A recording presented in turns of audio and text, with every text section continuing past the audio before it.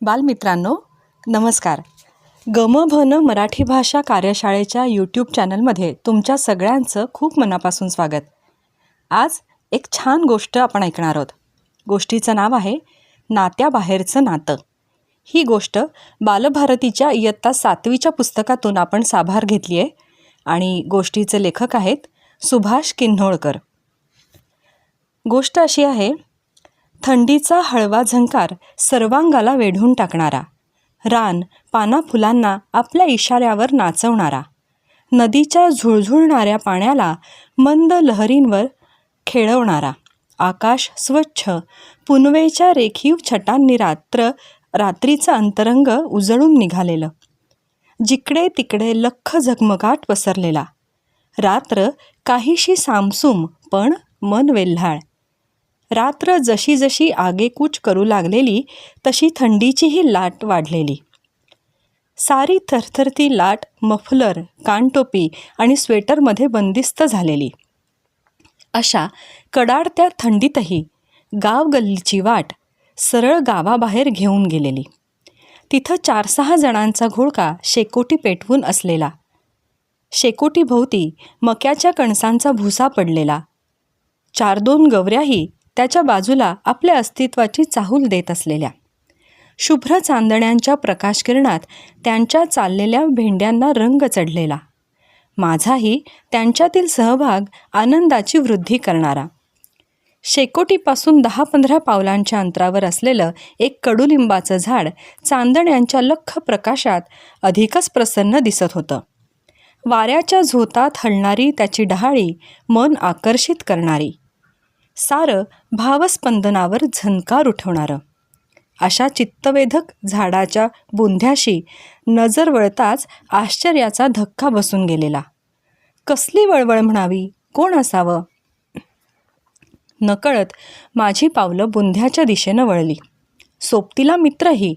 सर्वांनाच उत्सुकता लागलेली, काय असावं बरं तिथं एवढ्या कडाक्याच्या थंडीत? पाहतो तर काय, एक लहानसं कुत्र्याचं पिल्लू, अंगाचं गाठोडं करून पडलेलं, समोरच्या दोन्ही पायात मान खुपसलेली. हुडहुडी रोखण्याचा त्याचा चाललेला प्रयत्न आम्हाला सुन्न करून गेला. थंडीच्या ओलसरपणानं त्याच्या केसांवर जणू कुणी पाणी शिंपडले की काय असा भास झाला.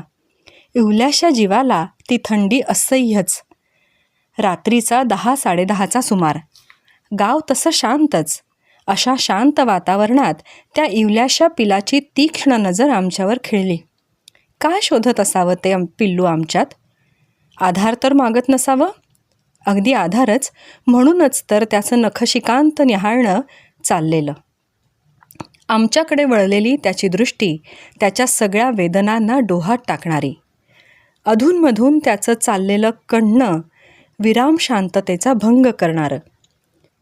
त्याच्याविषयी सगळ्यांच्या मनात कणव निर्माण झाली.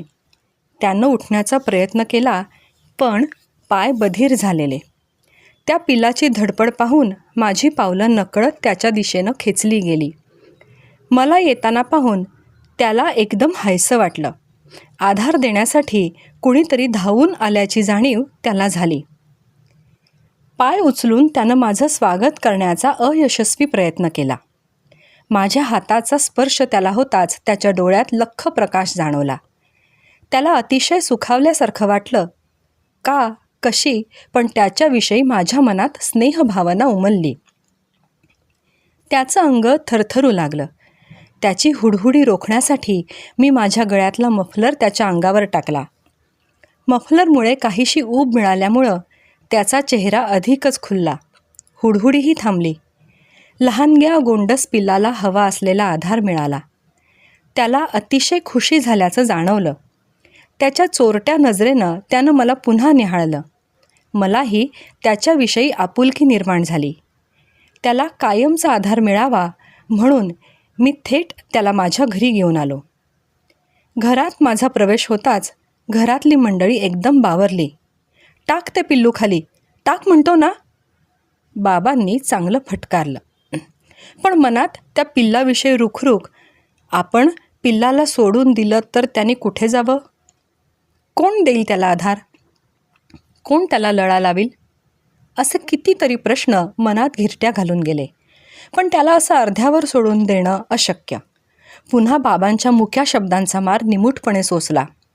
पिल्लू दिसायला अगदी कापसासारखं, तेजस्वी डोळे, मऊ कान, लांबट नाक, त्याला पाहताच प्रेम जडावं इतकं आकर्षक. त्याला हवा असलेला माझा आधार अगदी पक्का म्हणून रात्रभर त्याला अंथरुणापाशी झोपवलं. माझ्या अंगावरील ब्लँकेटच्या उभेमुळं त्याला थंडीपासून संरक्षण मिळालं.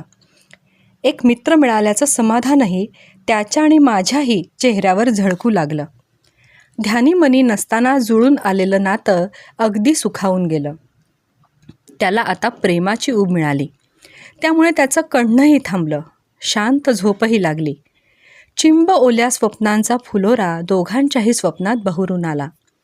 सकाळच्या प्रसन्न हळदुल्या किरणांना साक्ष ठेवून त्याचा नामकरण सोहळा क्षणभरात आटोपला गेला.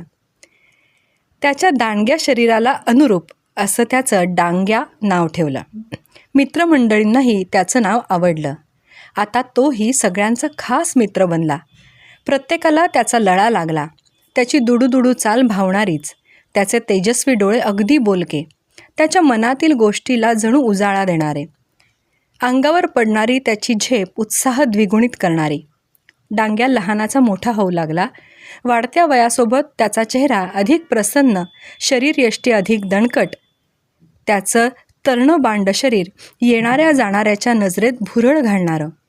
दोन्ही डोळ्यांच्या खाली असलेले पिवळसर पट्टे आणि मागच्या पायांच्या बोटांवर असलेले लाल सोनेरी पट्टे सगळ्यांचं लक्ष आकर्षित करणारे. डांग्याचं ओट्यावर पाय पसरून बसणं रस्त्यावरून ये जा करणाऱ्यांच्या डोळ्यांना मोहून टाकणार होतं. दूरवरून आलेली मित्रमंडळींची शीळ तर त्याची जणू पाठच झालेली. शिळेच्या रोखानं त्याचं दुडूदुडू लक्षवेधक धावणं. साऱ्या गावाला भुरळ घातलेली. त्याचं सोज्वळ रूप पाहून आईबाबांनासुद्धा त्याचा नकळत लळा लागून गेला. डांग्यालाही त्यांच्याविषयी खूप जिव्हाळा. त्यानं जणू त्यांच्या थेट हृदयातच प्रवेश केला. त्याच्या नावाची कीर्ती सर्वदूर पसरली. प्रत्येकाच्या डोळ्यात त्याचं रूप नटलं.